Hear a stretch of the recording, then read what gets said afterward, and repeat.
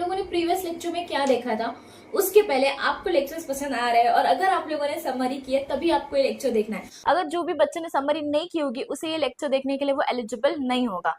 ठीक है, first thing is that. And second thing is that कि आपको ये पूरा लेक्चर देखना है और तभी आपको ये पूरी समझ में आएगी। लास्ट तक लेक्चर देखोगे तभी चीजें समझ में आने वाली है। तुरंत देख लिया, 2 मिनट में चले गए, फिर वापस कोई दूसरे वीडियो पे चले गए, ऐसा नहीं चलने वाला है गाइस। पढ़ने आए हो, स्ट्रिक्टली पढ़ो, आपके बोर्ड एग्जाम आने वाले हैं तो अच्छे से ये लेक्चर देखना है और फिर आपको पता चलेगा कि आपको लर्न हुई है चीजें या नहीं हुई है। तो आ जाओ अपने फ्री के प्रगति बैच में, जहाँ पे हम सब कुछ लर्न करने वाले हैं, सब कुछ सीखने वाले हैं, टेस्ट पेपर भी लेने वाले हैं और सब कुछ आपका यहाँ पे 95+ मार्क्स के लिए हम आपको कवर करके देने वाले हैं। सो कम ऑन। तो मैम प्रीवियस लेक्चर में आपने हमें समझाया था कि आपने समरी की थी, है ना। समरी पहले करेंगे, फिर उसके बाद में हेडिंग्स लर्न करेंगे, फिर इन डेप्थ चैप्टर को लर्न करेंगे और फिर पॉइंट समझने का हम क्या करने वाले हैं, इसमें ट्राई करने वाले हैं, राइट। सो आ जाओ, चैप्टर का नाम क्या है, micro and macro economics. So micro मतलब क्या होता है गाइस? माइक्रो मतलब होता है इंडिविजुअल। यस्टरडे मैंने आपको बताया था, जब मैं आपको चैप्टर पढ़ा रही थी तभी मैंने आपको बताया था माइक्रो मतलब क्या होता है, इंडिविजुअल। तो मैक्रो मतलब क्या होगा? अगर माइक्रो एक को बोलते हैं तो हजार जब आ जाए, जब सब साथ में आ जाए तब उसे हम लोग क्या बोलते हैं, मैक्रो, मतलब एग्रीगेट। एग्रीगेट को हम क्या बोलते हैं, मैक्रो। तो माइक्रो और मैक्रो के बारे में पूरा चैप्टर है, उसके आंसर्स क्या क्या देखने वाले हैं। तो हम लोगों ने देखा था, देखो ये पार्ट हम लोग इंट्रोडक्शन देखने वाला है, फिर हम माइक्रो देखेंगे, फिर हम मैक्रो देखेंगे, फिर हम क्या करने वाले हैं, मीनिंग देखने वाले हैं माइक्रो का, मैक्रो का मीनिंग देखेंगे, डेफिनेशन देखेंगे माइक्रो का और मैक्रो का डेफिनेशन देखेंगे, फिर स्कोप देखने वाले थे हम लोग। मोस्टली जो चीजें एग्जाम में पूछी जाती है वो तीन ही चीज है, पहला क्या है स्कोप, दूसरा क्या है फीचर्स, तीसरा क्या है इंपॉर्टेंस। बट ये तीन क्वेश्चंस को 6 पार्ट में पूछा जाता है। क्या ma'am? Scope of micro, scope of macro, features of micro, features of macro और importance of micro and macro. ठीक है, तो बिना देर किए हम लोग स्टार्ट करते हैं हमारा chapter introduction to micro and macro economics. तो चलो बच्चों देखते हैं माइक्रो इकोनॉमिक्स क्या होता है, मैक्रो इकोनॉमिक्स क्या होता है। कोई भी नए नोट्स नहीं है, जो भी नोट्स है यहाँ पे लिखा होंगी। एक नोटबुक 100 पेज का बनाना है और कंप्लीट करना है। टेक्स्ट बुक से पढ़ा रही हूँ तो खुद की टेक्स्ट बुक खोल के बैठना है और अंडरलाइन करना है, समझते जाना है, देखते जाना है। आ जाओ, micro economics and macro economics are the two branches of modern economics. तुमको एग्जाम में जब 8 मार्क्स का क्वेश्चन आता है तो तुमको कैसे लिखना पड़ता है, उसका फॉर्मेट क्या होता है, देखते हैं एक बार।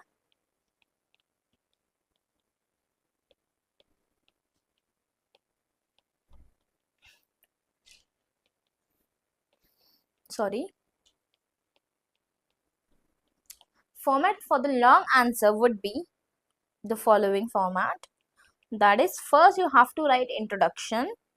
तो सबसे पहले आप क्या लिखने वाले हो, आप लिखने वाले हो इंट्रोडक्शन। सेकेंड जो चीज आप लिखते हो वो आप लिखते हो मीनिंग। थर्ड जो चीज आप लिखते हो वो होता है आपका डेफिनेशन। ओके, एंड फोर्थ जो चीज आप लिखते हो वो होता है आपका फीचर्स। अगर आपको एग्जाम में जो भी क्वेश्चन पूछा होता है वो आपका थर्ड या फोर्थ होता है। ये तीन चीजें मैंडेटरी है लिखना, तो उसके लिए आपको इंट्रोडक्शन में ध्यान देना ही पड़ेगा। Very good guys, very good. चलो आ जाओ, आ जाओ बच्चों, छोटे बच्चों आ जाओ। Micro economics and macro economics are the two branches of modern economics. मतलब मॉडर्न इकोनॉमिक्स में भी क्या लगता है हमें, माइक्रो भी लगता है, मैक्रो भी लगता है। चलो एक बार लर्न कर लेते हैं। मैम माइक्रो इकोनॉमिक्स और मैक्रो इकोनॉमिक्स दोनों भी क्या है, मॉडर्न है, मतलब मॉडर्न जमाने के दो बंदे हैं। चलो आ जाओ। The term micro is derive, अभी आपको एग्जाम में लिखना पड़ता है इंट्रोडक्शन में कंपल्सरी। जो माइक्रो है वो उसका जन्म कहाँ से हुआ है भाई, ग्रीक वर्ड से हुआ है। उसका मतलब क्या होता है, ये जो सी है ना, उसको सी को किससे रिप्लेस करना है आपको, के से करना है। तो माइक्रो को क्या बोलते हैं हम, माइक्रोज बोलते हैं। माइक्रो को क्या बोलते हैं गाइस, नीचे आ जाओ। माइक्रो को हम क्या बोलते हैं मैम, सी को किससे रिप्लेस करना है, माइक्रोस। माइक्रो को हम माइक्रोस बोलते हैं। किधर से आया रे बाबा, तू किधर से आया, ये ग्रीक वर्ड से आया। लर्न हो गया, इसका मतलब क्या है। अच्छा इधर देखते हैं। Micro means derive from the Greek word mikros which means a small और मिलियन पार्ट। मतलब कोई मिलियन जो ये होगा उसका एक छोटा सा पार्ट। तो माइक्रो मतलब क्या हो गया आपका, माइक्रो मतलब हो गया मैम स्मॉल या फिर कोई मिलियन पार्ट। आ जाओ, तो लर्न क्या करना है, माइक्रो इकोनॉमिक्स, यहाँ पे मैं कुछ पॉइंट लिखते जाऊंगी, वो आपको लर्न करते जाना है। Micro economics is derive from the Greek word, जिसका मतलब होता है माइक्रो, मतलब के लगा देना है और एस लगा देना है, माइक्रोस। उसका मतलब क्या होता है, विच मीन्स स्मॉल या फिर कोई मिलियन पार्ट का कोई तो एक इंडिविजुअल पार्ट। सेकेंड पॉइंट देखते हैं हम मैक्रो के बारे में, आ जाओ। अभी हम मैक्रो के बारे में देखेंगे। The term macro is derive from the Greek word, ये भी किधर से आया, दोनों एक ही गांव से, किधर से, ग्रीक गांव से, तो मतलब ये भी ग्रीक से आया, बट यहाँ पे सी की जगह पे आपको क्या ऐड करना है, के ऐड करना है और एस ऐड करना है, तो मतलब मैम दो अक्षर ऐड करना है दोनों भी पॉइंट में, विच मीन्स लार्ज। इसको स्मॉल बोलते हैं तो इसको क्या बोलते हैं, लार्ज। आ जाओ लिखते हैं हमारे शॉर्ट बुक में, macro economics is derive from the Greek word, लिखते जाना है, ये नोट्स बनाते जाना है, ठीक है। ग्रीक वर्ड क्या करोगे, सेम रखोगे, बस सी के जगह पे क्या ऐड कर दोगे, के ऐड कर दोगे, मैक्रोस विच मीन्स लार्ज। तो भाई तुम माइक्रो को बोल रहे हो कि भाई तू छोटा है, मिलियंथ पार्ट है, तो मैक्रो को आप क्या बोलोगे, भाई तू लार्ज पार्ट है या फिर तू बहुत एग्रीगेट पार्ट है, ठीक है। ये दो पॉइंट हो गए आपके, आगे आ जाओ। अब ये this terms were coined bye, ये टर्म्स किसने कॉइन किए, किसने इंट्रोड्यूस किए, किसने बताया, तो किसने किया, एक इकोनॉमिस्ट था नॉर्वेगन economist Ragnar फ्रिसिच of Oslo university. कहाँ का है ये, इसका नाम क्या है, नॉर्वेगन रागनर फ्रिसिच, क्या नाम है इसका, नॉर्वेगन रागनर फ्रिसिच। ये कहाँ से है, ओस्लो यूनिवर्सिटी, और इसका जन्म कहाँ पे, ओस्लो यूनिवर्सिटी इन 1933, मतलब 1933 में बंदे ने क्या किया है, माइक्रो और मैक्रो टर्म को कॉइंड किया, लेके आया। क्या नाम है इसका, बताओ जल्दी से, Norwegian Ragnar Frisch from Oslo university 1933। Very good guys, very good. आ जाओ मैम, मैम आ जाओ, आप जो समझा रहे हो फर्स्ट लेक्चर में क्लियर पे क्लियर होता जा रहा है, दिमाग में खटखट खटखट छपते जा रहा है। आ जाओ, तो तीसरा पॉइंट क्या लिखोगे, अब तुमको बताने की जरूरत नहीं है, अगर तुम्हारे पास थोड़ा दिमाग है तो तुम खुद ही पॉइंट्स लिख सकते हो। आ जाओ, क्या लिखोगे, नॉर्वेगन रागनर फ्रिसिच, रागनर फ्रिस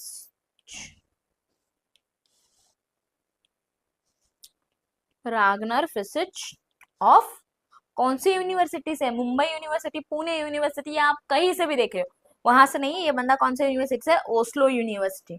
और ये कब स्टार्ट हुई थी, मतलब कब ये माइक्रो और मैक्रो लेके आया, 1933 में। चलो हो गया आपका guys, very good ma'am, very good.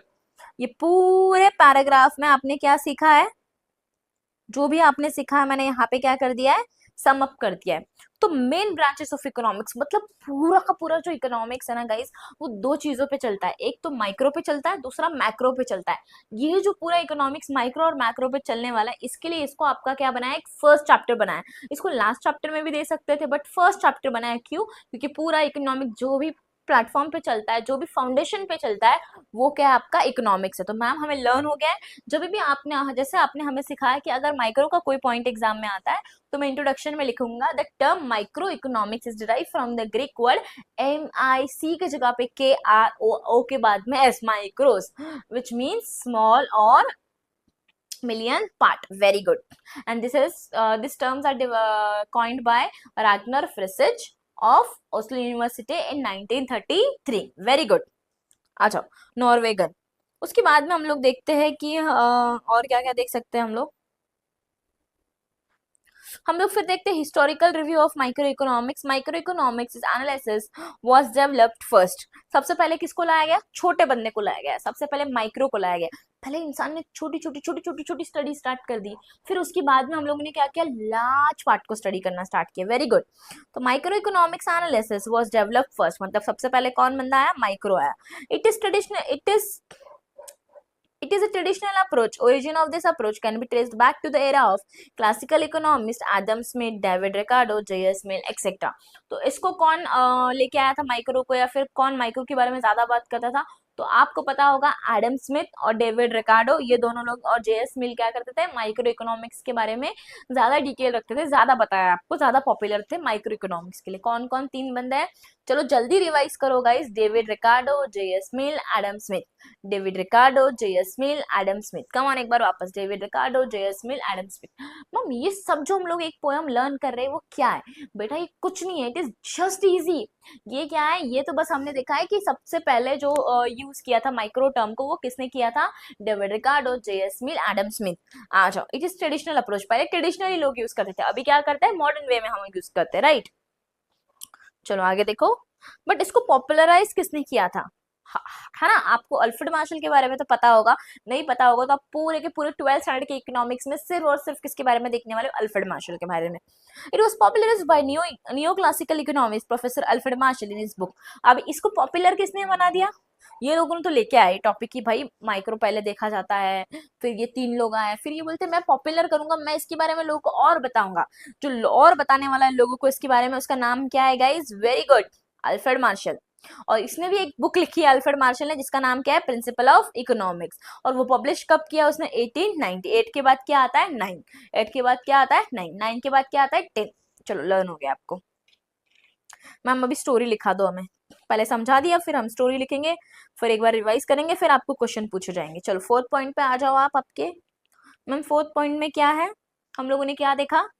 First micro economic game.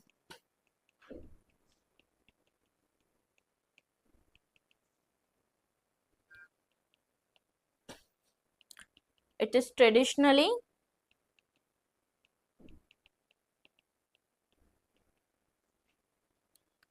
Traced by, चलो जल्दी से वो 3 नाम लो, 3 वर्ड बोलो। अरे वो नहीं दे बाबा, ये वाले, डेविड रिकार्डो, भयंकर हो रहे बाबा तुम लोग। डेविड रिकार्डो, जेएस मिल और एडम स्मिथ। ये लोगों ने तो सिर्फ क्या क्या ट्रेस किया, थोड़ा बहुत इन्फॉर्मेशन बताया, बट जो हमारा अल्फ्रेड मार्शल है, अल्फ्रेड मार्शल बोलता है मैं बहुत बड़ा क्या हूँ? स्कॉलर हूँ, और मैं क्या करने वाला हूँ? मैं ये जो कॉन्सेप्ट है माइक्रो इकोनॉमिक्स का, उसको क्या करने वाला हूँ? पॉपुलर करने वाला हूँ। तो कोई भी चीज को पॉपुलर ऐसे ही नहीं हो जाती, उसके लिए हमको क्या करना पड़ता है? उस चीज को हर जगह पे पब्लिश करना पड़ता है। तो वैसे मैंने भी पब्लिश कर दिया, अल्फ्रेड मार्शल बोल रहा है मैंने भी पब्लिश कर दिया, बट मैंने किस में पब्लिश किया है? मैंने मेरे खुद के एक बुक में पब्लिश किया है, ठीक है।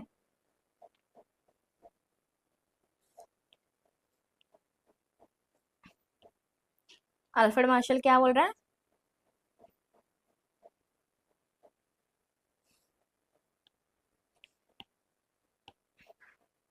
अल्फ्रेड मार्शल क्या बोल रहा है? मैंने मेरे खुद की क्या किया है? एक बुक में पब्लिश किया है।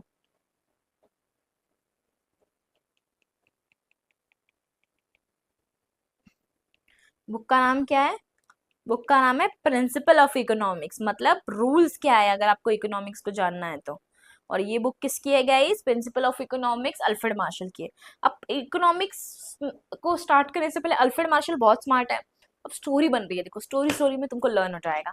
अल्फ्रेड मार्शल बोलता है तुम कुछ मत लग, याद रखो, तुमको 1 2 3 आता है, उसमें तुम 8 से गिनती चालू कर दो। 8 9, अब 10 लिखना है, तो अब ऐसे 10 नहीं लिखना है, ठीक है। ऐसे 10 नहीं लिखना है, कैसे लिखना है मैं बताती हूँ। इसको रफ कर दो, 8 9 10। कैसी रही ट्रिक? मजा आया कि नहीं? सच बताओ बच्चों, मजा आया कि नहीं रे बाबा? ट्रिक समझी कि नहीं? समझ में आ गई ना? आ जाओ। मजा तो आने वाला है, ये सब तुम्हारा स्कूल मास्टर और कॉलेज का मास्टर तो कभी नहीं बता पाएंगे, और बता भी पाएंगे तो उनसे सीखो यार, अच्छी बात है। 8 9 10, very good guys, come on clap for you. आप लोगों ने एक पूरा पोर्शन कंप्लीट कर दिया, एक पूरे 2 पैराग्राफ हम लोगों ने समझ लिया। Micro economics is done. आ जाओ आगे। Other economics like Professor Piggio, J.R. Hicks, Professor Samuelson, Mrs. John Robinson, etc. have also contributed to the development of microeconomics. मतलब microeconomics को डेवलप करने के लिए और भी लोगों ने हेल्प किया, जैसे कि हिक्स और प्रोफेसर पिगियो और सैमुअलसन। 2 लोग, 2 नाम और लिख लेते हैं। Others also contributed,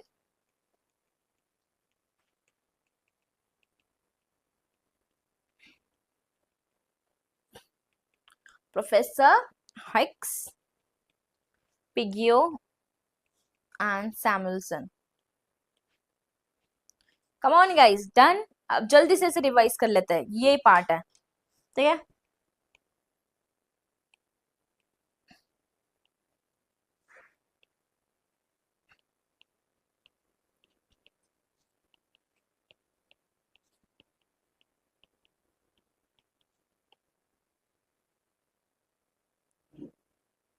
चलो समरी ऑफ द कंटेंट, पहले हम लोगों ने क्या देखा, माइक्रो इकोनॉमिक्स कहाँ से है, ग्रीक वर्ड माइक्रोस में के लगा देना और एस लगा देना है, उसका मतलब क्या होता है, स्मॉल या फिर एक millionth part.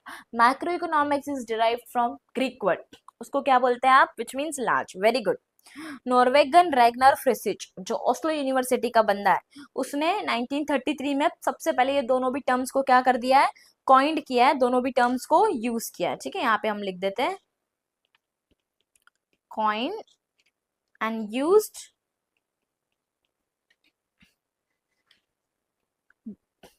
both the terms of micro and macro। Guys guys आ जाओ बच्चों, एग्जाम है रे बाबा, इतना तो फोकस करना पड़ेगा, 2 घंटे में 3 घंटे में पूरा एक चैप्टर कंप्लीट हो रहा है तुम्हारा, वो भी इन डेप्थ में, एक एक पॉइंट एक एक लाइन। अगर बच्चा ढंग से मेरे साथ में पढ़ रहा है तो उसके दिमाग में पूरा लर्न होने वाला है, पूरा डायरेक्टली आपके दिमाग में एंटर होने वाला है।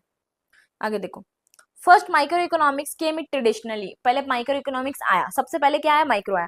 उसको ट्रेडिशनली मतलब पहले के जमाने में ट्रेस किया था किसने, 3 लोगों ने, David Ricardo, J S. Mill, David Ricardo, J S. Mill, Adam Smith, Adam Smith, sorry, David Ricardo, J S. Mill, Adam Smith, ये 3 लोग थे। उसके बाद में इसने बोला यार सिर्फ बोलने से कुछ नहीं होने वाला, बिकॉज ये माइक्रो और मैक्रो इकोनॉमिक्स बहुत इंपॉर्टेंट है इकोनॉमिक्स के लिए, वो सबसे इंपॉर्टेंट है। तो फिर इसने क्या बोला, अल्फ्रेड मार्शल, चलो ठीक है यार मैं आ जाता हूँ और मैं क्या करता हूँ, मैं इसको और पॉपुलर करता हूँ। तो पॉपुलर करने के लिए उसने एक पब्लिश किया, क्या पब्लिश किया, बुक पब्लिश किया, जिसमें वो बुक का नाम क्या था, प्रिंसिपल ऑफ इकोनॉमिक्स। और उसके कौन से नंबर से प्यार था, 8 9 10, 8 लिखो, 9 लिखो, फिर इधर 1 लिखो, इधर 0 लिखो, 10 डन।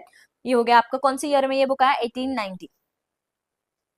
उसके बाद में और भी लोगों ने मतलब सिर्फ एक बंदे से कोई भी चीज पॉपुलर नहीं होती, there has to be chain of people, मतलब बहुत सारे लोग जब साथ में मिलके काम करते हैं तभी वो बिजनेस आगे बढ़ता है, वरना बिजनेस क्या हो जाता है ना, रुक जाता है। तो इसमें कौन से लोगों ने कंट्रीब्यूट किया, like professor Hicks, Pigou, Samuelson, professor Hicks, Pigou, Samuelson.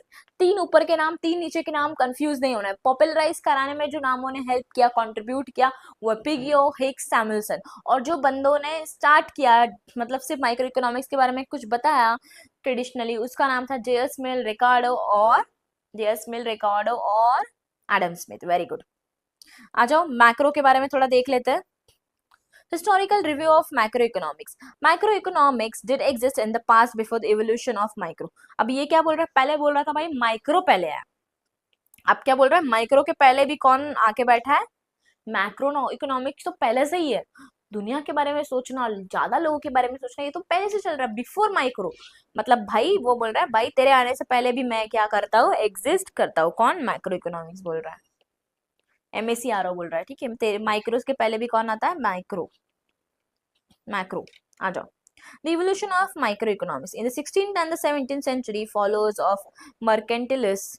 A group of English merchants advocated policies to the government which were based on macro approach. 16 और 17 मतलब 16th सेंचुरी और 17th सेंचुरी में, हमारे भारत इंडिया को जब independence मिला उसके भी पहले, मतलब 16th और 17th सेंचुरी में कुछ मर्चेंट मतलब कुछ ट्रेडर्स, ये लोगों ने क्या बोला गवर्नमेंट को कि हम आपको क्या करते हैं, हेल्प करते हैं, आपको एक पॉलिसी बताते हैं कि जिससे आप लोगों को क्या कर सकते हो, ढेर सारे लोगों का आप कंट्रोल कर सकते हो, very good.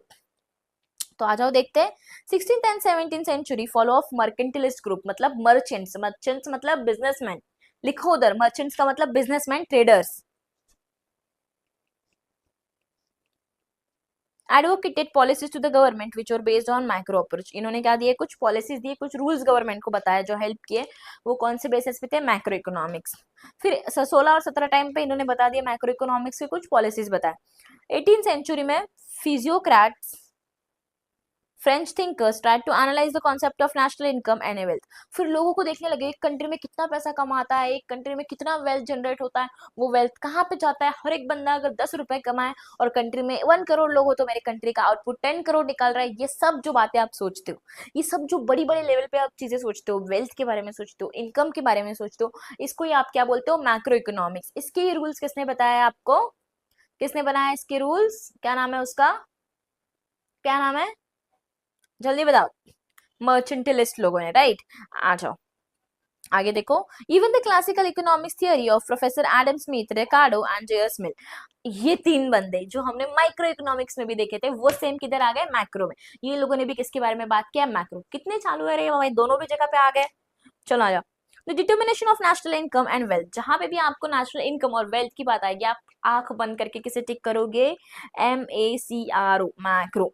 But the macro analysis was combined with macro analysis, मतलब दोनों को भी कंबाइनली उन्होंने स्टडी किया। दस micro analysis rule the world of economics till the great depression of 1930s। Micro को किसने, कैसे रूल हुआ माइक्रो, ग्रेट डिप्रेशन जब कंट्री में आया तब हमने छोटी छोटी चीजों के बारे में और डेप्थ में स्टार्ट कर दिया स्टडी करना। तो माइक्रो एनालिसिस कहाँ पे, great depression in the year 1930s। आ जाओ ये लिख लेते हैं, कहानी मैक्रो की कहानी। आ जाओ।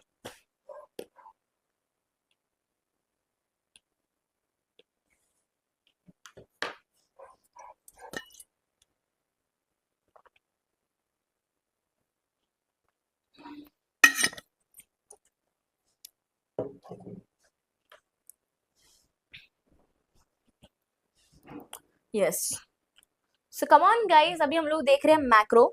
मैम 16th और 17th सेंचुरी में कुछ ऐसा ग्रुप था मर्चेंटलिस्ट लोगों का, उन्होंने क्या बताया गवर्नमेंट को, सम पॉलिसीज बताया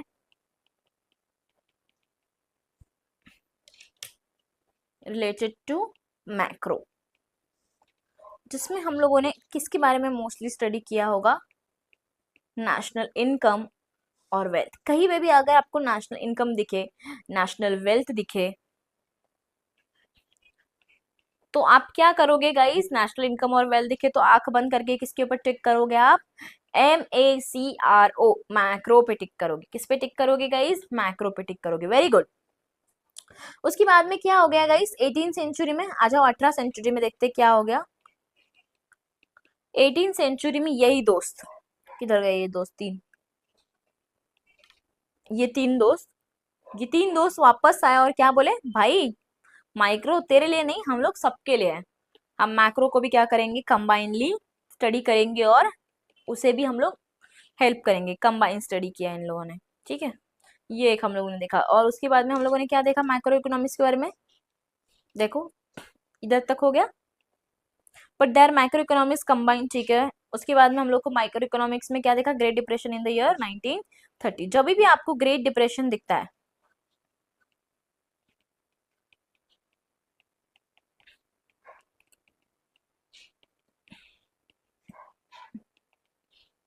तुझे याद आनी चाहिए, तुझे याद आनी चाहिए, किसकी याद आनी चाहिए, मैक्रो की। नहीं मैम आपने गलत लिख दिया इस बारी, माइक्रो की। आ जाओ। Maynard Keynes publishes famous book the general theory of employment, interest and money. अब ये बंदा बोलता है माइक्रो को, जैसे अल्फ्रेड मार्शल ने फेमस किया प्रिंसिपल लिख के, वैसे मैं भी मैक्रो को फेमस करूंगा एक बुक लिख के। तो कौन ये बुक लिख रहा है, केन्स। केन्स ने भी अपनी एक बुक लिखी और वो बुक का नाम क्या है, the general theory of employment, interest और मनी। तुम्हारे इंटरेस्ट की बात कर रहा हूँ, काम करो और पैसा कमाओ। आ जाओ, एम्प्लॉयमेंट करो और पैसे कमाओ। किसने ये बुक लिखी है, कीन्स ने। Macro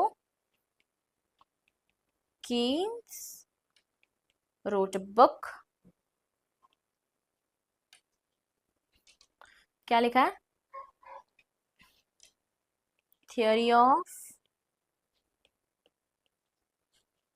employment,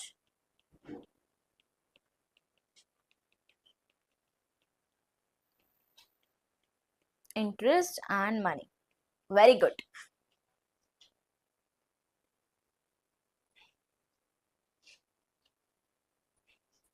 yes, theory of employment, interest and money।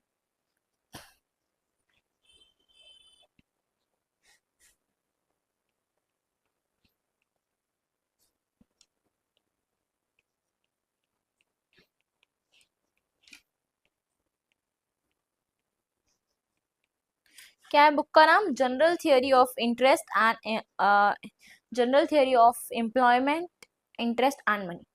Employment, काम करोगे, एम्प्लॉयमेंट रहेगी तभी कोई चीज का आप इंटरेस्ट कमा पाओगे, तभी आप में लोग इंटरेस्ट दिखा पाएंगे, और एम्प्लॉयमेंट में इंटरेस्ट दिखा पाएंगे, तभी आपको क्या मिलेगा, मनी मिलेगा। तो एम्प्लॉयमेंट में जब आप इंटरेस्ट दिखाओगे तभी आपको क्या मिलेगा, मनी मिलेगा। ये बिजनेस अगर आप करोगे तो प्रॉफिट और लॉस बहुत ज्यादा क्या है, क्रिटिकल है, डिफिकल्ट है। तो एम्प्लॉयमेंट में अगर आप इंटरेस्ट दिखाओगे, एम्प्लॉयमेंट में अगर आप इंटरेस्ट दिखाओगे तो आपको क्या मिलेगा, मनी मिलेगा। ये कौन बोल रहा है, केन्स बोल रहा है। कौन बोल रहा है, कीन्स। और कीन्स कहाँ से आता है भैया, मैक्रो इकोनॉमिक्स। आ जाओ। Interest on money in 1936, Keynes used macroeconomics approach to analyze economic problem. कौन से ईयर में हुआ है ये सब कुछ, 1936। और इसने क्या ट्राई किया सॉल्व करने का, इकोनॉमिक प्रॉब्लम्स। इसके लिए इसने क्या किया है, बुक लिखी 1936। चलो लिखो, 3, 3 1 जा 3, 3 2 जा 6, और उसके बाद में 3 1 जा 3, 3 2 जा 6, 3 3 जा 9। आ जाओ एक बार करते, 3 3 2 जा 6, 3 3 जा 9, और आगे तो 1 आएगा, नंबर तो कुछ आ नहीं जाएगा, वरना कुछ ऐसा हो जाएगा, और ऐसे कभी ईयर्स होते नहीं है, तो आपको भी पता है। 3 1 जा 3, 3 2 जा 6, 3 3 जा 9 एंड 1। ये क्या हो गया आपका, कीन्स हो गया। कौन से ईयर में आई, 1936। मैम आप इतने स्मार्टली कैसे हमें लर्न करा रहे हो, आप क्यों ऐसे टेक्निक दे रहे हो? क्योंकि मेरा प्यारा बच्चा, जिस दिन तेरा 10वां चैप्टर होगा, जिस दिन तेरा 10 चैप्टर होगा, उस दिन भी मैं तुझे पूछ सकती हूँ कि मुझे बताओ कि आपने जो अपना अल्फ्रेड मार्शल है, उसने ये बुक प्रिंसिपल ऑफ इकोनॉमिक्स कौन से ईयर में लिखी है? Your mind would be directly giving you signal कि 8 9 10 बताया था मैम ने, 1 8 9 और 10 0 ये बताया था। फिर अगर मैं आपको बोलूंगी कीन्स ने जनरल थियोरी ऑफ एम्प्लॉयमेंट कब लिखी, तो आप डायरेक्टली क्या बताओगे, 3 3 1 जा 3, 3 2 जा 6, 3 3 जा 9 and 1। Very good guys, very good. Keynes ने मोस्टली किसके ऊपर बुक लिखी है, किसके ऊपर लिखी है, इकोनॉमिक प्रॉब्लम्स को सोल्यूशन देते वक्त लिखी है। ठीक है, आ जाओ आगे। The credit for the development of macroeconomics approach goes to the Lord Keynes. किसको क्रेडिट मिलने वाला है, लॉर्ड कीन्स को। Beside Keynes, Malthus, Wicksell, Irving Fisher और other economists who have contributed to the development of macroeconomics. Keynes के अलावा और भी दो नाम है, वो लिख लेते हैं हम लोग, माल्थस और विक्सेल लिख देते हैं। ठीक है, माल्थस,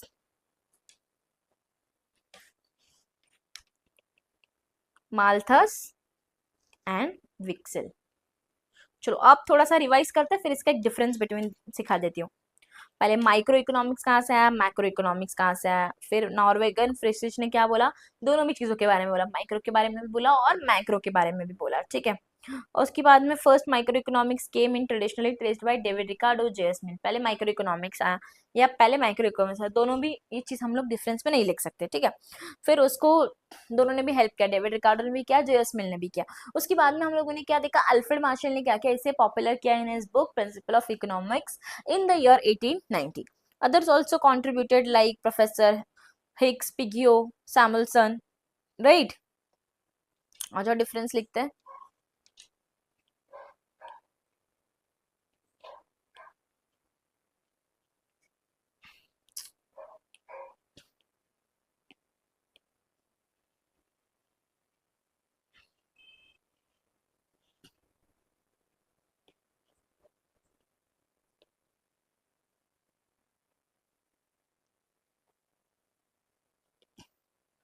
कमान आ जाओ।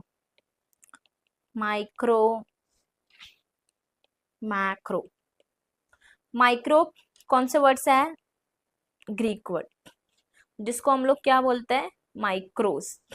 ये भी बंदा किधर से है, ग्रीक से है, बट इसको हम लोग क्या बोलते हैं, मैक्रो। मैक्रो नहीं बोलते मैम, मैक्रोस बोलते हैं। विच मीन्स, आप लोग बताओगे, मेरा मत कॉपी करो। विच मीन्स क्या है, स्मॉल, और विच मीन्स क्या है, लार्ज। मैम आपने एक गलत बात लिख दी यहाँ पे, गलत लिख दी मतलब मैम आपने यहाँ पे कुछ पॉइंट मिस कर दिया। कौन सा बेटा, मिलियंथ पार्ट। वेरी गुड, अब मजा आ रहा है ना, तुम सीख रहे हो तो मजा आ रहा है। मैम इसमें वो पॉइंट लिख सकते हैं क्या, डेविड रिकार्डो, जेएस मिल वाला, एडम स्मिथ वाला नहीं लिख सकते, क्यों? क्योंकि ये दोनों भी पार्ट क्या आ जाएंगे, सेम हो जाएंगे। फिर मैम हम बुक के बारे में लिख सकते हैं, it was popularised by, it was popularised by, it was popularised by Alfred Marshall. Marshall popularized, and this was popularized by Keynes. Come on, third point बताओ, कौन से बुक में लिखा है इसने, इसका कौन से बुक में लिखा है? Principle of, in his, Alfred Marshall wrote in his book principles of economics. इसकी बुक का नाम क्या है? मैम बुक तो बहुत इजी है, आपने तो बताया हमें. जनरल थियोरी लाइफ का यही है, एम्प्लॉयमेंट करोगे, एम्प्लॉयमेंट में इंटरेस्ट लोगे तो आपको क्या मिलेगा? आपको मनी मिलेगा. एम्प्लॉयमेंट, इंटरेस्ट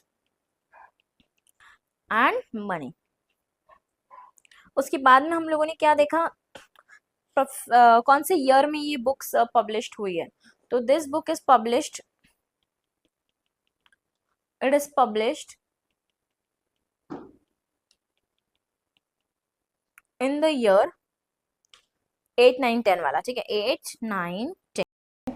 चलो हम लोग देख रहे थे, जैसे कि आपको पता है, फीचर्स देख लिए. कुछ हम लोगों ने मैक्रो के बारे में देखा, माइक्रो के बारे में देखा था. अब हम लोग क्या करने वाले हैं? Meaning of micro economics. तो माइक्रो इकोनॉमिक्स क्या होता है, उसकी फीचर्स क्या है, इंपॉर्टेंस क्या है, वो देखते हैं. ठीक है, आ जाओ. Meaning of micro economics. Micro economics मतलब क्या होता है? Small part of a thing. मतलब कोई बड़ी सी चीज है, उसका एक स्मॉल पार्ट अगर आप ले लेते हो तो उसे आप क्या बोलते हो? Micro economics. तो micro means a small part of a thing. Micro economics thus deals with a small part of the national economy. मतलब पूरे कंट्री के इकोनॉमी में छोटे छोटे पार्ट्स में जो डील करता है उसे हम लोग क्या बोलते हैं? Micro economics. It studies the economic actions and behaviors of individual units such as individual consumer, individual producer, or a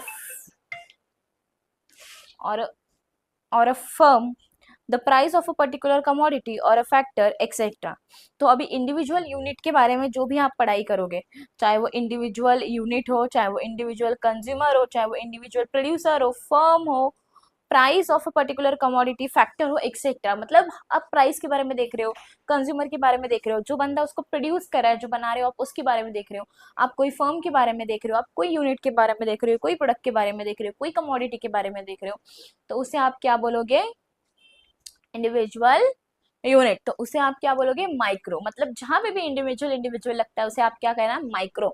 या फिर जहां पे ग्रेट डिप्रेशन लगता है तो आप क्या बोलोगे? माइक्रो. जहां पे नेशनल इनकम, नेशनल वेल्थ की बातें होती है, जनरल प्राइस लेवल की बातें होती है, तो वहां पे आप क्या बोलोगे? MACRO, macro. Very good guys. चलो आगे बढ़ते हैं. तो माइक्रो मीन्स क्या है? Small part of a thing. Micro economics thus deals with a small part of the national economy. मतलब पूरे इकोनॉमी का small part. It studies the economic actions and behaviours of a. अब economic के action देखती है, behaviour देखती है, किसकी देखती है?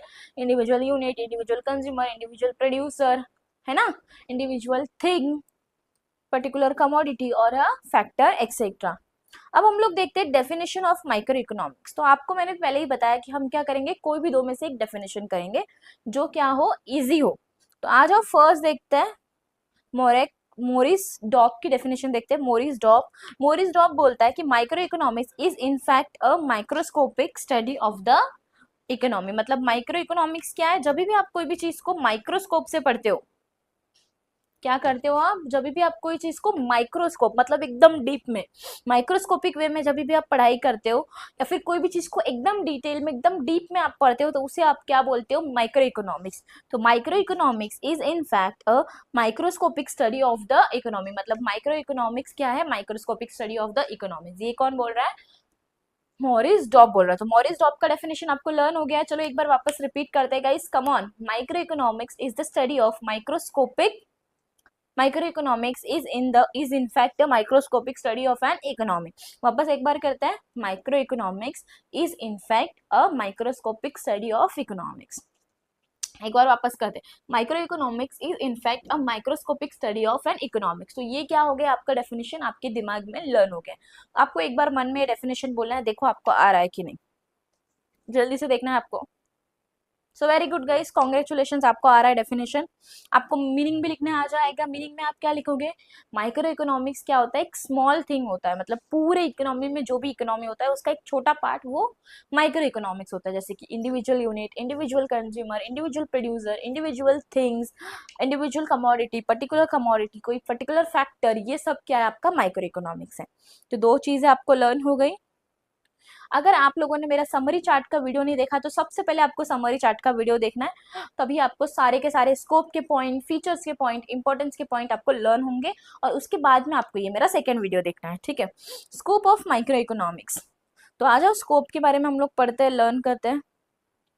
तो मैंने आपको बताया था, आप कोई प्रोडक्ट के बारे में देखोगे, आप कोई फैक्टर के बारे में देखोगे, आप कोई इकोनॉमिक वेलफेयर के बारे में देखोगे, तो ये सब आपका क्या हो जाएगा? Micro economics. तो आ जाओ लर्न करते हैं। The price of an individual commodity is determined by the market forces of demand and supply. Product मतलब क्या है? कोई भी कमोडिटी, कमोडिटी को ही हम लोग क्या बोलते हैं? प्रोडक्ट। तो कोई भी कमोडिटी का जब आपको प्राइस डिसाइड करना है, लाइक मैंने कोई पेन खरीद लिया, मैंने कोई पेन बनाया, अब मुझे उसका प्राइस डिसाइड करना है कि मैं इसको कितने में बेचूंगी। तो मैं ये कैसे करूंगी? मैं देखूंगी कि मार्केट में कितना डिमांड है, कितने लोग इसको खरीदना चाहते हैं। अगर मैं देख रही हूँ कि बहुत लोग इसको खरीदना चाहते हैं, कोई अच्छा ग्रिप वाला पेन ही नहीं मिल रहा है, तो मैं क्या करूंगी? ज्यादा से ज्यादा सप्लाई करूंगी, ज्यादा प्रोडक्ट्स बनाऊंगी, कम प्राइस रखूंगी, है ना? या फिर मैं हाई प्राइस वालों को भी टारगेट कर सकती हूँ। तो ये सब जब भी आप करते हो तो उसे आप क्या बोलते हो? Theory of product pricing. मतलब कोई भी प्रोडक्ट का जब आप प्राइस डिटरमाइन करते हो, वो आप कैसे करते हो? आप उसकी डिमांड और सप्लाई देखते हो। अगर मार्केट में कोई डिमांड ही नहीं कर रहा है तो मैं कितना भी प्रोडक्ट का प्राइस रख दूं या कितना भी सप्लाई करूं, कोई खरीदेगा क्या? नहीं खरीदेगा। Very good. तो पहला पॉइंट क्या है आपका? Price determination, the price of the individual commodity determined by the market forces like demand and supply. Micro economic is concerned with demand analysis. अभी माइक्रो इकोनॉमिक्स क्या करता है? डिमांड को भी स्टडी करता है। जैसे कि इंडिविजुअल कंज्यूमर की डिमांड, सप्लाई कैसे करना है मुझे। देखो, जब भी कंज्यूमर आएगा तब डिमांड डिमांड आना चाहिए आपके माइंड में। कंज्यूमर हमेशा क्या करता है? मतलब जो ग्राहक होता है वो हमेशा क्या करता है? डिमांड करता है। बट जो प्रोड्यूसर होता है, मतलब जो प्रोडक्ट को बनाता है, वो हमेशा क्या करता है? वो प्रोडक्ट बनाते जाता है और मार्केट में बेचता जाता है। मतलब वो क्या कर रहा है? सप्लाई कर रहा है। तो क्या आपको ये बात क्लियर हुआ? अगर मुझे कोई भी प्रोडक्ट का प्राइस रखना है, डिटरमाइन करना है, तो मैं कैसे करूंगी? By the market forces like demand and supply. अब डिमांड को डिटरमाइन करने के लिए मुझे कंज्यूमर का बिहेवियर जानना पड़ेगा और सप्लाई को डिटरमाइन करने के लिए मुझे प्रोड्यूसर का बिहेवियर जानना पड़ेगा। यस गाइस, रिवाइज करो ये पॉइंट।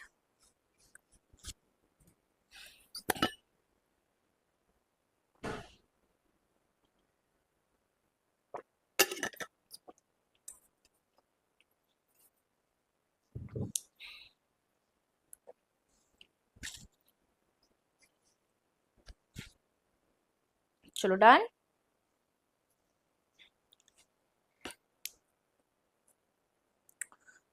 क्या आप लोग रेडी हो आगे का क्वेश्चन लर्न करने के लिए, आंसर लर्न करने के लिए? आ जाओ। सेकेंड पॉइंट है आपका फैक्टर। तो मैंने आपको बताया था कि फैक्टर क्या होता है। अगर मैं कोई भी बिजनेस स्टार्ट कर रही हूँ तो मेरा बिजनेस बिना फैक्टर के अधूरा है। जैसे हमारी बॉडी दिल के बिना अधूरी है, वैसे ये भी पूरा बिजनेस का दिल है, पूरा बिजनेस का हार्ट है। फैक्टर लाइक अगर मैं कोई प्रोडक्ट बनाऊंगी तो मैं जमीन पे बनाऊंगी, जैसे कि लैंड। मेरे को बनाने के लिए कुछ लोग लगेंगे काम करने के लिए, वो हो गए मेरे लेबर। मैं खुद जो बिजनेस स्टार्ट करेगा वो हो गया बिजनेसमैन, जिसको हम लोग एंटरप्रेन्योर बोलते हैं।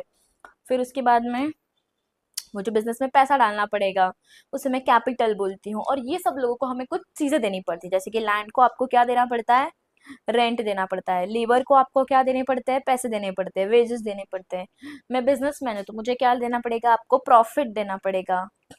और कैपिटल, अगर मैं कोई जगह से लोन लेके ले मेरे बिजनेस में पैसे डाल रही हूँ तो मुझे उनको क्या पे करना पड़ेगा?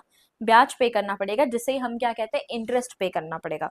तो क्या आपको फैक्टर का मतलब क्लियर हुआ है गाइस? Very good. चलो आगे पढ़ते हैं। In micro economics, land, labour, capital and entrepreneur, देखो मैंने आपको जो समझाया वही लिखा है, are the factors that contribute to the production process. मतलब अगर मुझे कोई भी बिजनेस का प्रोडक्शन करना है, कोई भी चीज को बनाना है, मेरे को पेन बनाना है, मुझे कपड़े बनाना है, मुझे कुछ भी बनाना है, तो मुझे ये सब चीजें लगेंगी फॉर द प्रोडक्शन। प्रोडक्शन मतलब ये चीजों को बनाने में, मतलब रॉ मटेरियल को फिनिश गुड्स में कन्वर्ट करने में। माइक्रो इकोनॉमिक्स हेल्प करता है हमें in determining the factors rewards. अब इनको रिवॉर्ड्स भी देने पड़ेंगे, मतलब बिना तो उसके कुछ काम नहीं करेंगे ये लोग। Land, labour, capital, entrepreneur. अब इनको इन रिटर्न आप क्या दोगे? लैंड को आप रेंट दोगे, लेबर को आप वेजेस दोगे, कैपिटल को आप इंटरेस्ट दोगे, और एंटरप्रेन्योर क्या मांगेगा आपसे? प्रॉफिट मांगेगा। तो क्या ये सेकेंड पॉइंट एकदम इजीली लर्न हो गया है आपको? फैक्टर, फैक्टर मतलब क्या होता है? For making the production process smoothly we need some factors like land, labor, capital, and entrepreneur. In return, we have to give that factors some kind of rewards. Such rewards are as follows. Land, for land it is rent, for labor it is wages, for capital it is interest, and for entrepreneur it is profit. समझ में आया आपको? Very good. आ जाओ अभी third point करते हैं हम लोग, थियोरी ऑफ इकोनॉमिक वेलफेयर। उसके पहले आप ये दोनों पॉइंट रिवाइज करोगे।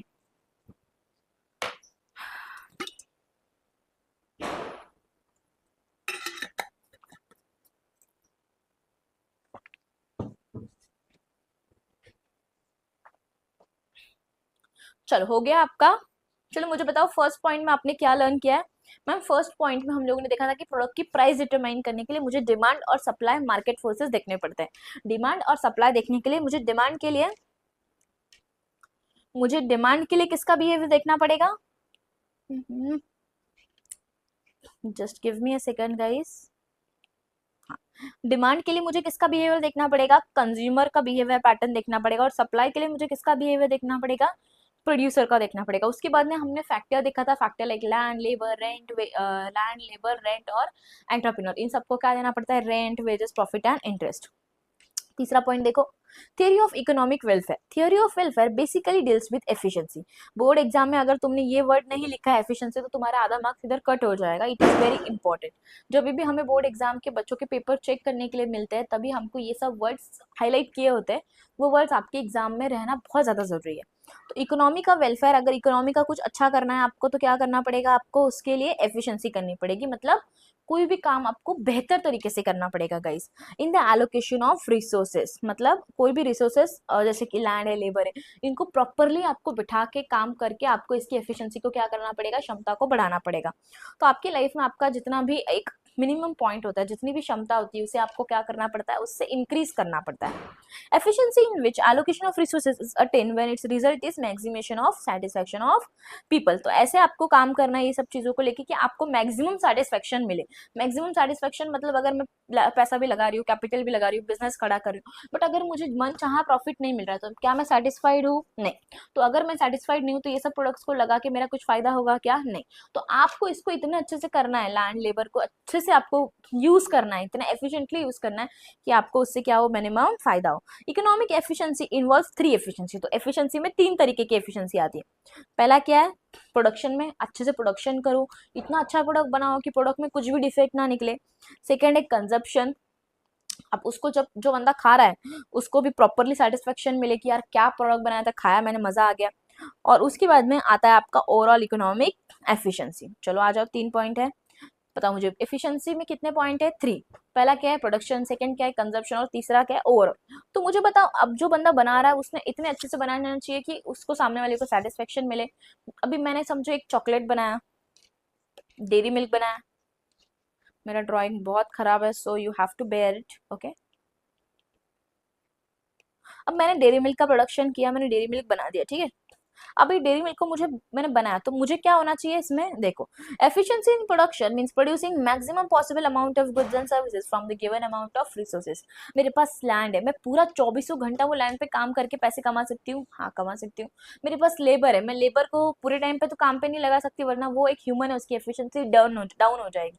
तो मैं क्या कर सकती हूँ? मैं शिफ्ट्स में लोगों से काम करा सकते हैं हम लोग। अगर मेरे को लैंड पे अगर मैं 24 आवर्स भी काम कर रही हूँ, या फिर मैं 2 घंटे काम कर रही हूँ, तो मुझे रेंट कितना देना है? उतना ही देना है जितना भी मेरा 15 लाख रुपीज का, चलो मेरा रेंट है 15 लाख का रेंट मुझे देना ही है, भले मैं काम करूँ या मैं ना करूँ। तो इसके लिए मैं इसको कितने एफिशिएंटली यूज कर सकती हूँ? या फिर मैं सबसे बेस्ट थिंग इज जो शुगर केन होता है, जो गन्ना होता है, आज मैं आपको ऑनलाइन दिखा देती हूँ। आपको पता है शुगर केन का प्रोसेस कैसा होता है?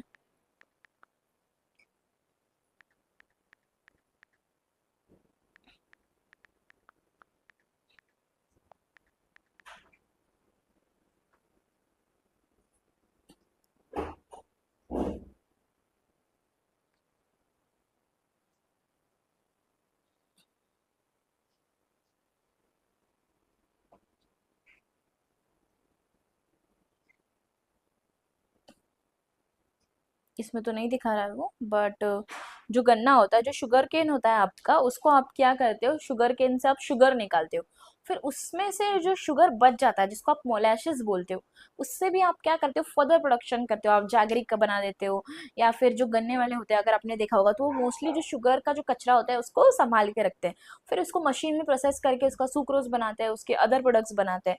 तो ये सब क्या है, इसका बेस्ट यूज कर रहे हैं वो लोग, मतलब जैसे कि समझो मेरा एक फैक्ट्री है, और मेरे फैक्ट्री में कुछ तरीके के मटेरियल बनते हैं, तो उसमें से कुछ स्क्रैप मतलब कुछ कबाड़ा निकल जाता है, अगर मैं वो कबाड़ा को भी यूज करके कुछ मेरे प्रोडक्ट फैक्ट्री में कुछ बना रही हूँ, तो कैसा लगेगा, मतलब उससे भी मैं अच्छा पैसा कमा सकती हूँ, जो मेरा खराब चीज है मेरे कंपनी में। तो ये सब करने को ही हम लोग क्या बोलते हैं, बेस्ट आउट ऑफ वेस्ट करना, प्रोडक्शन को अच्छे से करना। कंजप्शन में देखो, एफिशिएंसी इन कंजप्शन मीन डिस्ट्रीब्यूशन, अभी कंजप्शन करना, खाने के लिए मैंने पुणे में प्रोडक्ट बनाया, बंदा मुंबई में खाना चाहता है, तो मुझे उसको डिस्ट्रीब्यूट करना पड़ेगा। तो distribution of produced goods and services among the people for consumption in such a way as to maximise total satisfaction of the society, मतलब जो भी मेरा प्रोडक्ट खाएगा उसे एकदम सेटिस्फेक्शन मिलना चाहिए, टोटल सेटिस्फेक्शन मिलना ही क्या कहते हैं हम लोग, एफिशिएंसी इन कंजप्शन। तो मुझे बताओ हम लोगों ने क्या देखा, इकोनॉमिक वेलफेयर में मैक्सिमम सेटिस्फेक्शन मिलना चाहिए और मैक्सिमम एफिशिएंसी आपको करवा के लेनी। तीन टाइप की एफिशिएंसी, प्रोडक्शन, कंजप्शन और overall efficiency. Overall efficiency it means the production of those goods which are most desired by the people, मतलब जो गुड्स बनाओ, अभी दिवाली है तो मुझे कंदील ज्यादा बनाने चाहिए, या फिर मुझे अच्छे अच्छे डिजाइनर कपड़े ज्यादा बनाने चाहिए, तो अभी अगर दिवाली में मैं डिजाइनर कपड़े नहीं बना रही हूँ, नाइट सूट्स बना रही हूँ, और मैं दिवाली होने के बाद में डिजाइनर कपड़े बना रही हूँ, तो no one is going to purchase that, right. या फिर मैं शादियों के सीजन में नाइट सूट बनाती हूँ और बाकी के टाइम पे मैं अच्छे कपड़े बनाती हूँ, तो no one is going to purchase. तो जब जो चीज की डिमांड आती है, तब आपको क्या करना है, वो चीज को बनाना है और बेचना है। तो यही पॉइंट लिखा है देखो ओवरऑल में, कि production of those goods which are most desired by the people, मतलब जो लोग चाहते हैं वो गुड्स को आप क्या करो, बनाओ। ठीक है, रिवाइज करो ये तीनों पॉइंट फटाफट,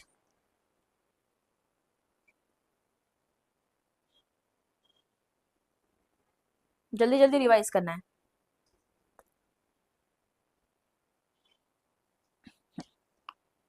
रिवाइज हो गया आपका।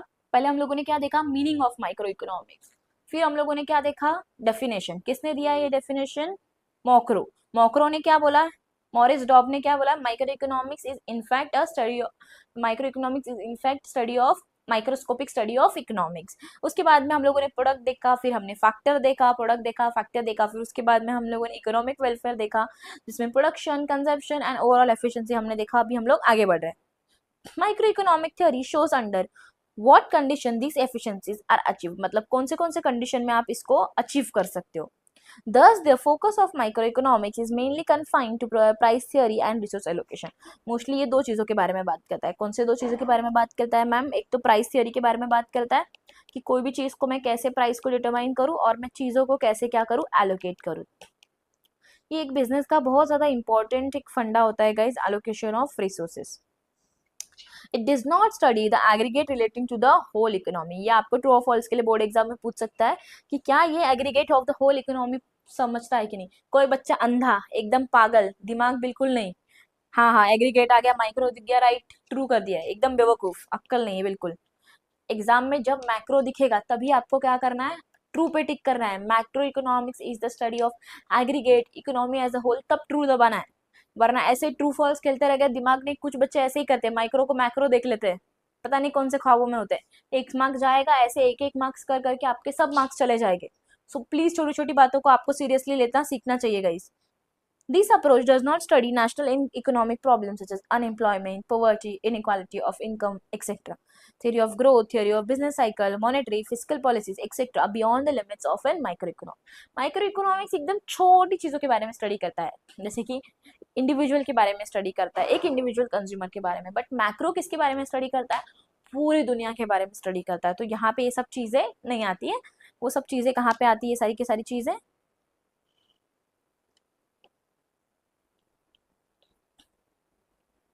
this point is related to the macroeconomics। ठीक है, फीचर्स ऑफ माइक्रोइकोनॉमिक्स। पहला फीचर क्या है आपका, स्टडी ऑफ इंडिविजुअल यूनिट। देखो फर्स्ट पॉइंट में आपको क्या दिया है, Microeconomics is the study of the behavior of small individual economic units like individual firm, individual price, individual household. तो किसके किसके बारे में ये बात करता है? सब इंडिविजुअल्स के बारे में, जैसे कि एक इंडिविजुअल प्राइस, एक इंडिविजुअल यूनिट, एक इंडिविजुअल फर्म और एक इंडिविजुअल हाउसहोल्ड. ठीक है, individual price, individual household and etcetera. Second thing is price theory. तो फर्स्ट थिंग हम लोगों को समझ में आ गया. पहला क्या है? Study of individual unit. तो माइक्रो इकोनॉमिक्स किसके बारे में स्टडी करता है guys? Behaviour of small individual economic units like, just a second guys.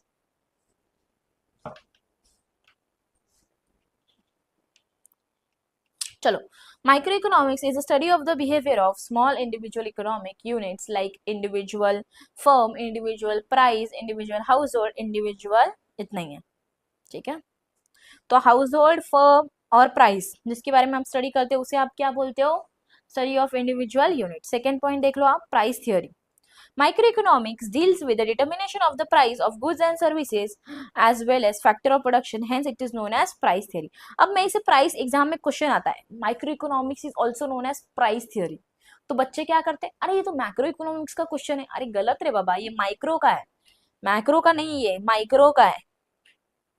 इसके लिए तो तुमको शॉर्ट फॉर्म दी है मैंने, PM, I want to become PM और आईएएस. तो पी में पी जो है वो प्राइस का है ना बेटा. लंपिंग मेथड तुम्हारा जो है वो मैक्रो का है. ठीक है, आ जाओ. तो macro economic deals with the determination of the price of goods and services as well as factor of production. मतलब ये प्राइस डिटरमाइन करता है मेरे गुड्स के भी, मतलब अगर मैंने एक मोबाइल बनाया तो उसका भी प्राइस डिटरमाइन करेगा, और सेकेंडली अगर मैंने कोई प्रोडक्ट बनाया तो उसका भी क्या करेगा? ये प्राइस का डिटरमाइन करेगा. Hence it is known as price theory. Third question is partial equilibrium. तो पार्शियल इक्विलिब्रियम में क्या होता है वो देखेंगे. उसके पहले दोनों पॉइंट रिवाइज कर लोगे आप. इंडिविजुअल यूनिट में आप क्या करते हो? Household, particular firm, particular unit, उसके बारे में स्टडी करते हो. प्राइस थियोरी को micro economics is also known as price theory. उसमें आप किसके बारे में स्टडी करते हो? कोई गुड्स, गुड्स मतलब सामान, और कोई सर्विस मतलब कोई जो सामान नहीं बेचा है आपने, कोई सर्विसेज दी. जैसे मैं आपको भी सर्विस दे रही हूँ, सर्विस मतलब कुछ सामान बेच रही हूँ क्या? नहीं, बट आपको टीचिंग कर रही हूँ, तो ये सर्विस हो गए. as well as factor of production, it is known as price theory. आ जाओ पार्शियल इक्विलिब्रियम देखते हैं. मैक्रो इकोनॉमिक्स में मेरा प्यारा बच्चा जनरल इक्विलिब्रियम है, माइक्रो इकोनॉमिक्स में पार्शियल इक्विलिब्रियम है, मैक्रो में जनरल.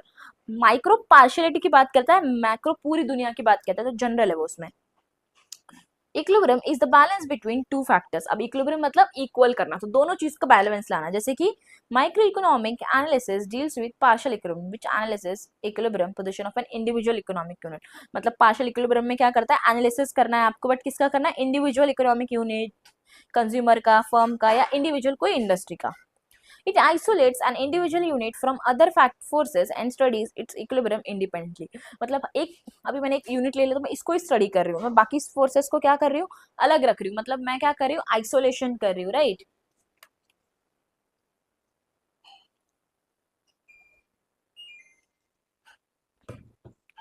मैं क्या कर रही हूँ गाइस? आइसोलेशन कर रही हूँ. It isolates an individual unit from other forces and studies its equilibrium independently. मतलब अगर मैं फर्म के बारे में सीख रही हूँ तो मैं फर्म के बारे में ही देखूंगी, फिर मैं यूनिट या कंज्यूमर के बारे में देखने वाली हूँ क्या? नहीं. अगर मैं कंज्यूमर के बारे में स्टडी कर रही हूँ तो मैं उसे आइसोलेट, मतलब अकेले में सिर्फ कंज्यूमर के बारे में स्टडी करूंगी. इंडिपेंडेंटली एनालिसिस करना, मतलब ये चार फैक्टर में से आप किसी को भी एनालाइज करो, बट अकेले इंडिपेंडेंटली करो, तो उसे आप क्या बोलते हो गाइस? Partial equilibrium. बहुत से बच्चों को डाउट होता है कि ये पार्शियल इक्विलिब्रियम क्या होता है. कुछ नहीं रे बाबा, इंडिविजुअल यूनिट ले ले, कंज्यूमर ले ले, प्राइस ले ले, फर्म ले ले, इंडस्ट्री ले ले, कुछ भी इंडिविजुअल ले ले, और उससे तो इंडिपेंडेंटली एनालिसिस कर, मतलब आइसोलेट करके एक प्रोडक्ट को अच्छे से आइसोलेट करके स्टडी कर, बाकी प्रोडक्ट को बाद में स्टडी कर. पहले एक एक चीजों को एक एक तरीके से करने को हम क्या बोलते हैं? Partial equilibrium. जल्दी आपको रिवाइज करना है ये क्वेश्चन, तीनों पॉइंट.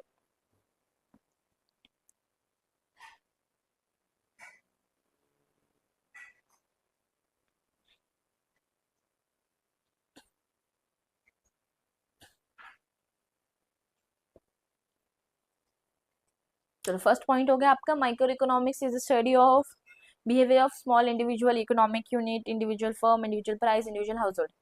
प्राइस थियरी हो गया आपका, production of goods and services and factors, partial equilibrium balance between two factors, micro economic answer deals with the partial, मतलब बैलेंस बिटवीन टू फैक्टर, उसको इक्वलिब्रियम बोलते हैं, इक्वल करना, दोनों को भी बैलेंस करना। बट पार्शियल मतलब एक को ही अच्छे से स्टडी करने को हम पार्शियल बोलते हैं। अब सर्टेन एजम्पशंस, मतलब कोई भी चीज को करने के लिए हमें कुछ अजम्पशन लेने पड़ते हैं माइंड में, कि अजम्पशन मतलब कैसे समझाओ वहाँ पे आपको।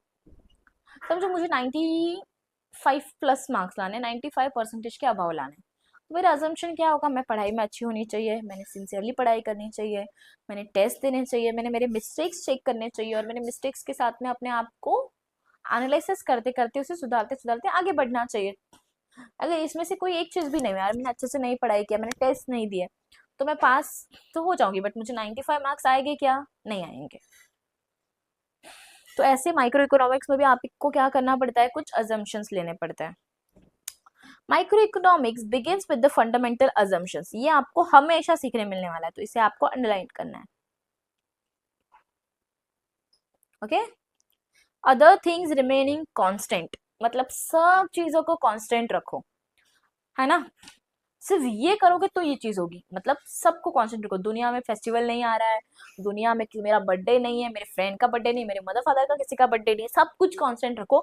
मैं ये सिचुएशन, कोई भी सिचुएशन है, मैं हर दिन ये मेहनत से पढ़ाई करने वाला हूँ, सब चीजों को जब मैं कांस्टेंट रखता हूँ, मैं ये जो मैम ने अभी हमें रूल्स बताई है अगर मैं फॉलो करता हूँ, तभी मुझे 95% मार्क्स आएंगे, मतलब अदर थिंग्स रिमेनिंग कॉन्स्टेंट। तो वैसे यहाँ पे भी अदर थिंग्स रिमेनिंग कांस्टेंट, उससे ही हम क्या बोलते हैं इकोनॉमिक्स के लैंग्वेज में, सेट्रस पैरिबस, क्या बोलते हैं हम, ceteris paribus, such as perfect competition, laissez faire policy, pure capitalism, full employment etcetera. These assumptions make the analysis simple, मतलब सब कुछ कांस्टेंट है, ना परफेक्ट कंपटीशन है, ना मार्केट में कोई बंदा कुछ कंपटीशन में बेच रहा है, ना कोई फेयर पॉलिसी चल रही है मार्केट में, ना पूरा कैपिटलिज्म है, सब कुछ कांस्टेंट है, मतलब सबके पास पैसा है, सब लोग खरीद सकते हैं प्रोडक्ट को, सब अच्छे से चल रहा है, उसको हम लोग क्या बोलते हैं, सर्टेन अजम्पशंस। तो हमें क्या करना पड़ेगा, इसको कुछ अजम्पशंस लेने पड़ेंगे।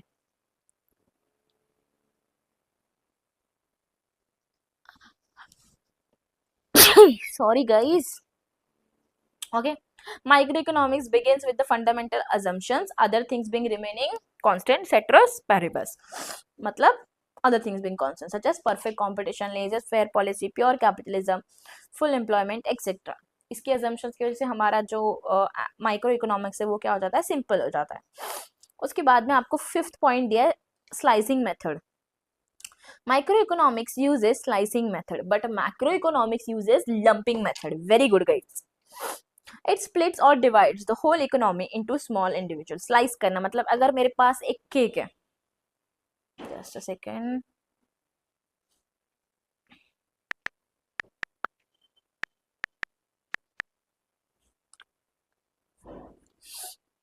बेस्ट एग्जाम्पल तो यही हो सकता है, ठीक है। देखो ये केक है मेरे पास, ये पूरा केक था ऐसे, बट मैंने उसको स्लाइसेस में, टुकड़ों में बांट दिया है। तो स्लाइसिंग मेथड भी क्या करता है, सेम वही करता है, इट स्प्लिट्स, मतलब उसको स्प्लिट कर देता है या डिवाइड कर देता है होल इकोनॉमी को एक स्मॉल स्मॉल इंडिविजुअल यूनिट्स में। तो मैक्रो इकोनॉमिक स्प्लिट्स और divides the whole economy into small individual units and then studies each unit, मतलब अभी सबको डिवाइड कर दिया, अब एक एक पीस को लेके देख रही हूँ, स्टडी कर रही हूँ माइक्रोस्कोप में, and studies each unit separately in detail, मतलब एक एक इंडिविजुअल को पकड़ पकड़ के डिटेल में स्टडी करना, उसे ही हम लोग क्या बोलते हैं, slicing method. For example study of individual income out of national income, पूरे कंट्री के इनकम में मैं अपनी इनकम के बारे में स्टडी कर रही हूँ, मतलब मैं क्या कर रही हूँ, माइक्रो इकोनॉमिक्स कर रही हूँ। Study of individual demand out of aggregate demand, मतलब पूरी दुनिया के डिमांड में मैं एक बंदे के डिमांड को चेक कर रही हूँ। आप लोग भी माइक्रो इकोनॉमिक्स यूज कर सकते हो घर पे, कैसे यूज करोगे, पूरे दुनिया के बच्चों में 12th के आप अपने बारे में स्टडी कर रहे हो, उसे आप क्या बोलोगे, माइक्रो इकोनॉमिक्स। और आप पूरे दुनिया के बच्चों के बारे में जब आप स्टडी कर रहे हो तो उसे आप क्या बोलोगे, macro economics. Very good guys, जल्दी से 5 पॉइंट रिवाइज करना है।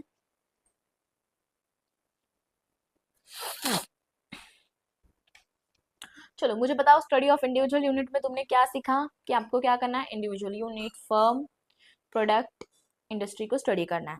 प्राइस थियरी को में आपने सीखा, डिमांड और सप्लाई को आपको देखना है, मार्केट फोर्सेस को, और डिमांड में कंज्यूमर आता है, सप्लाई में प्रोड्यूसर आता है। पार्शियल इक्विलिब्रियम में आपने क्या सीखा, equilibrium is the balance between two factors. Micro economics में आप पार्शियल इक्विलिब्रियम देखते हो, जिसमें आप एनालिसिस करते हो इंडिविजुअल यूनिट को आइसोलेट करके इंडिपेंडेंटली। सर्टेन अजम्पशंस में आपने क्या देखा, with the fundamental assumptions other things remaining constant ceteris paribus, जिसमें आप सब चीज़ों को कांस्टेंट रखते हो, जैसे कि perfect competition, full employment, laissez fair policy, ये सारी चीज़ें। स्लाइसिंग मेथड में क्या करते हो आप, कोई भी इकोनॉमी को आप होल इकोनॉमी को सेपरेटली डिवाइड करते हो, स्लाइसेस में डिवाइड करते हो, और एक एक इंडिविजुअल यूनिट को आप सेपरेटली स्टडी करते हो। लाइक नेशनल इनकम में से एक इनकम को स्टडी करना, एग्रीगेट डिमांड में से एक डिमांड को स्टडी करना। Sixth point is use of marginalism principle. The concept of marginalism is a key tool of microeconomics analysis. मतलब वो ये बोल रहा है माइक्रो इकोनॉमिक्स एनालाइज करना है तो मार्जिनलिज्म तो करना ही पड़ेगा। क्या होता है मार्जिनलिज्म, देखते हैं। The term marginal means change brought in total, change मतलब change brought in total of an additional unit. तो मैम इतना तो समझ में आ गया हमें, मैम इतना तो समझ में आ गया कि मार्जिनलिज्म मतलब क्या होता है।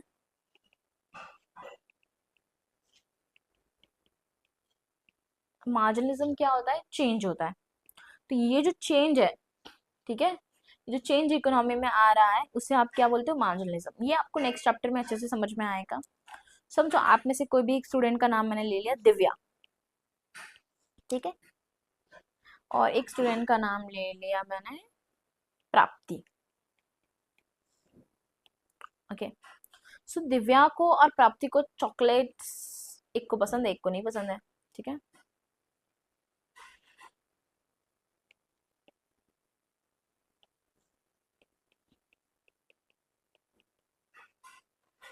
तो दिव्या को बहुत पसंद है और प्राप्ति को इतनी नहीं पसंद है, तो ठीक है। अब दिव्या ने स्टार्टिंग में 10 चॉकलेट्स खाए, तो दिव्या को बहुत खुशी मिली, दिव्या ने बोला मैं इसको 5 स्टार दूंगी।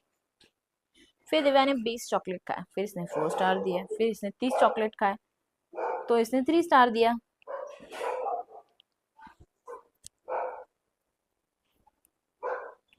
फिर इसने 40 चॉकलेट्स खाए, इसने 2 दिया, इसने 50 खाया, इसने 1 दिया। जब इसने 60 चॉकलेट खाया तब ये बोल रही अब मुझे उल्टी आ रही है, अब इसने माइनस में, फिर इसने 0 दिया, फिर इसने 70 खाया तो अब इसने माइनस में आ देने लग गई है नंबर। तो इसका मतलब क्या होता है, जैसे जैसे जैसे जैसे जैसे आप क्या कर रहे हो गाइस, जैसे जैसे आप यूनिट बढ़ा रहे हो वैसे वैसे जो आपका लेवल ऑफ सेटिस्फेक्शन है, जैसे जैसे आपको जो खुशी मिल रही है वो क्या हो रही है, कम हो रही है। दिख रहा है आपको। तो मतलब एक 10 की वजह से जो भी चेंज आ रहा है इसमें, 1 जो चेंज आ रहा है इसे आप क्या कहते हो, मार्जिनलिज्म। इसे ही आप क्या कहते हो, मार्जिनल चेंज। एडिशनल यूनिट को कंज्यूम करने से, मतलब 10 की जगह पे अगर मैं कोई 11 चॉकलेट खा रही हूँ तो एडिशनल यूनिट को कंज्यूम करने से जो मुझे सेटिस्फेक्शन मिल रहा है उसे आप क्या कहते हो, मार्जिनलिज्म।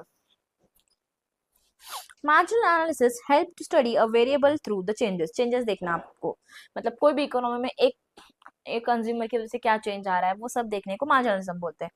Producer and consumer take economic decision under this principle. मतलब अगर मैं कुछ प्रोड्यूस करना चाहती हूँ तो मैं डेफिनेटली देखूंगी, अगर मैं मेरा जो प्रोडक्ट है या फिर मैं बिस्किट बना रही हूँ, तो अगर या मेरा पेन बना रहे थे हम लोग, तो मेरे पेन का प्राइस अगर 5 रुपए है, मार्केट में सब लोगों ने 6 रुपए में बेच रहे हैं, मैं 5 रुपए में बेच रही हूँ, तो शायद मेरा प्रोडक्ट ज्यादा बिक सकता है।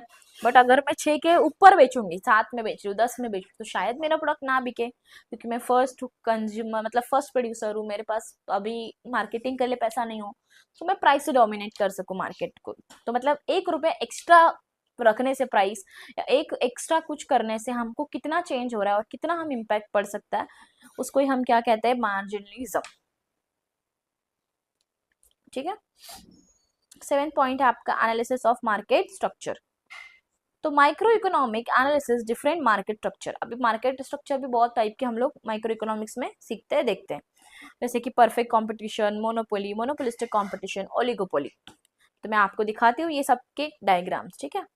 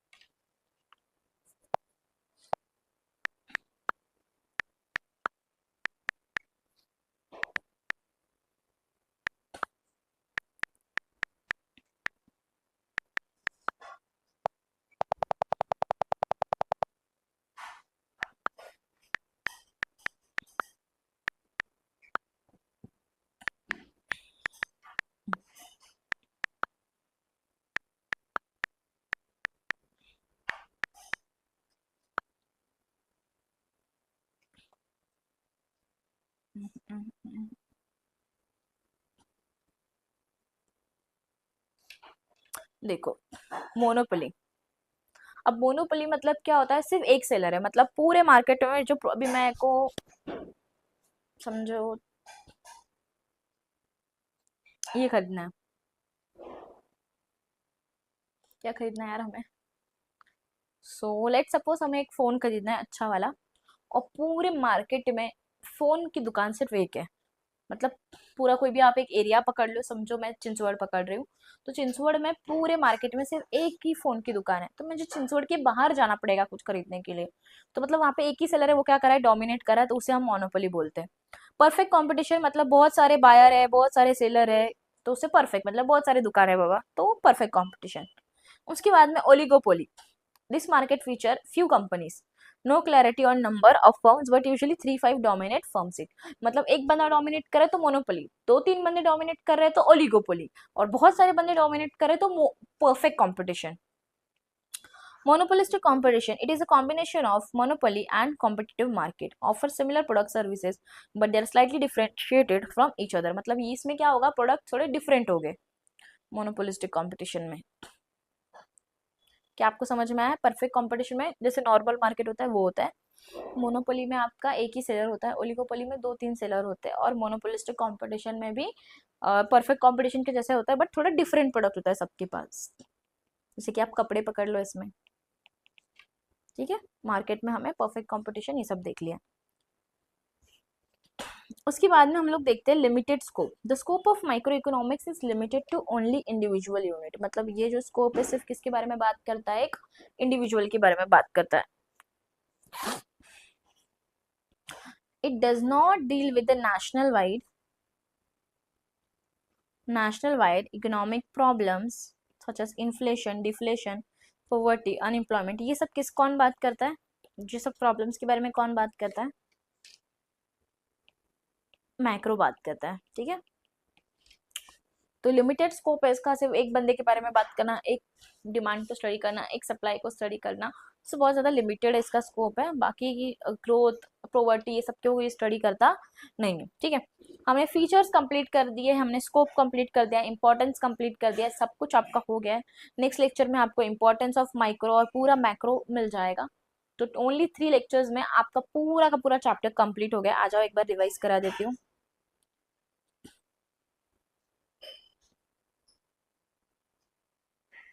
आ जाओ। Micro economics is the study of behaviour, small individual unit को स्टडी करना, फर्म को स्टडी करना, वो हो गया। पर प्राइस थियरी में डिमांड सप्लाई को आप स्टडी कर रहे हो, पार्शियल इक्विलिब्रियम में आप एक इंडिविजुअल यूनिट को आइसोलेट करके इंडिपेंडेंटली स्टडी कर रहे हो। सर्टन अजम्पशंस में अदर थिंग्स को कांस्टेंट रख के आप अजम्पशन लेके क्या कर रहे हो, फेयर पॉलिसी, परफेक्ट कंपटीशन सब कांस्टेंट है, ऐसे समझ रहे हो। स्लाइसिंग मेथड में आप चीज़ों को डिवाइड कर रहे हो ऑन द बेसिस, और फिर आप उसको इंडिविजुअली स्टडी कर रहे हो। मार्जिनलिज्म में आप एक चेंज को स्टडी कर रहे हो कि एक प्रोडक्ट को चेंज करने से मेरे डिमांड और सप्लाई में कितना चेंज आएगा। मार्केट स्ट्रक्चर में आप monopoly, monopolistic competition, perfect competition, oligopoly का आप स्टडी कर रहे हो। लिमिटेड स्कोप मतलब इंडिविजुअल यूनिट को स्टडी कर रहे हो, आप पूरे नेशन के पॉवर्टी को, इनइक्वालिटी को, इन नेशनल इनकम को आप सॉल्व नहीं कर रहे हो।